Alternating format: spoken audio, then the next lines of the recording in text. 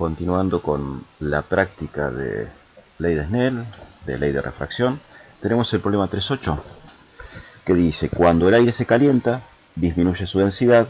Sabiendo esto y teniendo en cuenta el fenómeno discutido en el problema anterior, intentar dar una explicación cualitativa de los espejismos que sufren los caminantes en el desierto. ¿Qué relación tiene este fenómeno con las aparentes lagunas que se observan en las carreteras los días de mucho calor? Grafique. Bueno, lo que nos cuenta el enunciado es más o menos lo siguiente. Tenemos una superficie muy caliente. Esa superficie caliente le transmite ese calor a las distintas capas de aire. Entonces tenemos capas más calientes, las más próximas a la superficie. Por ejemplo, el desierto de día, cuando le pega todo el sol, está mucho más caliente, o una playa, por lo menos la parte de la arena, durante el día que le pega el sol, las capas más cercanas a la superficie son más cálidas.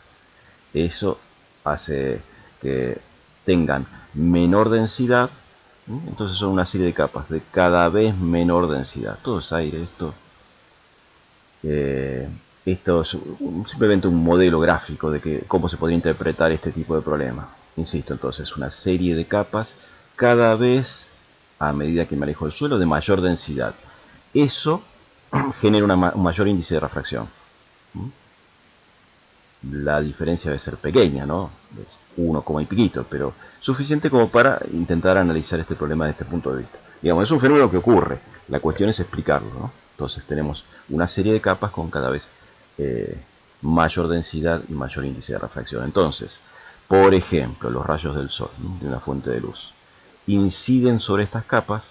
Como sabemos, si viene de un medio de mayor índice y pasa a uno de menor índice, los rayos se van abriendo, ¿no? Su ángulo de refracción es mayor que el incidente, y si son una serie de capas importante, un número importante de capas, tarde o temprano el ángulo incidente va a superar el ángulo crítico.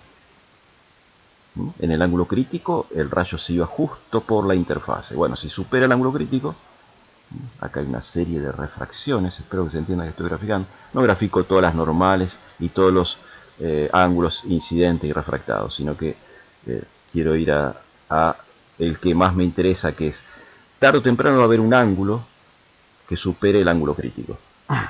Esa incidencia va a generar un rayo totalmente refractado, totalmente reflejado, digo, no va a haber refracción. Ahí tengo reflexión total. Bueno, de ahí en adelante hay refracción, ¿no? ¿Se entiende? Este último ángulo, que lo estoy midiendo respecto a normal, este θ, supera el ángulo crítico. Esto tarde o temprano va a pasar, digo, si son una serie de capas. Bueno, entonces ahí tenemos reflexión total. Toda la energía del rayo es reflejada, del rayo, bueno, de uno de los tantos que proviene del sol, y de ahí en adelante se va refractando hacia la vista del observador, del caminante, como dice el enunciado.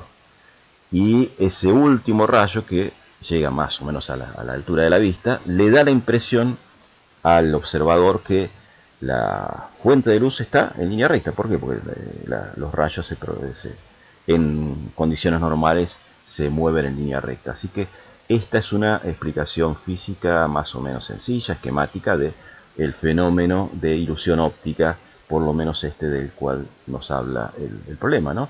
Que es la impresión de ver lagunas o fuentes de luz o de agua, que uno interpreta como agua, en las superficies. Es similar a lo que uno podría ver en la ruta, como dice ahí el enunciado. Tiene que ver entonces con las distintas capas de aire, con distintas densidades. Y es un fenómeno, bueno, que es llamado tal vez espejismo. Digamos, de alguna forma los rayos de luz se curvan, ¿no?, por estos diferentes índices de refracción. Y existe el fenómeno análogo cuando esto ocurre sobre las superficies de aguas muy frías, bueno, relativamente frías. Las distintas capas de agua van generando distintos índices de refracción, y el fenómeno es justo inverso. En vez de que nos dé la impresión de que estamos viendo algo por debajo que está por arriba, nos da la impresión de ver algo por encima cuando en realidad está por debajo.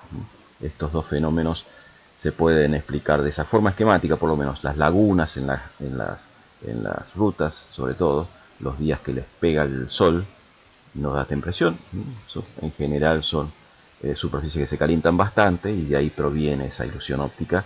Y a veces llegamos a ver este tipo de espejismos, digamos, análogos o simétricos respecto de los otros. Esa sería más o menos la explicación. Y la gráfica sería esa primera que les conté, la explicación. Así que relacionado con el ángulo crítico y la reflexión total interna.